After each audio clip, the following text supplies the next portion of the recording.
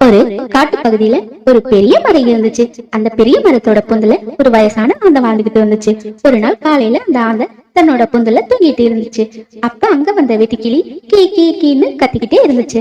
அப்ப அந்த ஆந்தை சொல்லுச்சு, கொஞ்சம் சும்மா இருங்க, நான் ஓய்வு எடுக்கணும்னு சொல்லுச்சு.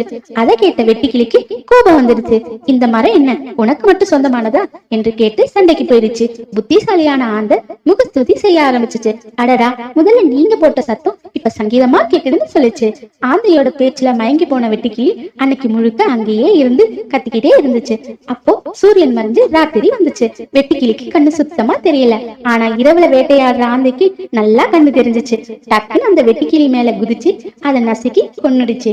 அப்பதான் அந்த வெட்டுக்கிளிக்கு புரிஞ்சிச்சு, அந்த ஆந்தை நமக்கு முகஸ்துதி செய்தது நம்மள இரவு வரைக்கும் இங்கேயே இருக்க வைக்கிறதுக்கு தான் புரிஞ்சிச்சு. நீதி, முகஸ்துதி படுபவரை நம்ப வேண்டாம். அதாவது முகத்துக்கு முன் பாராட்டுபவர்களை நம்ப வேண்டாம்.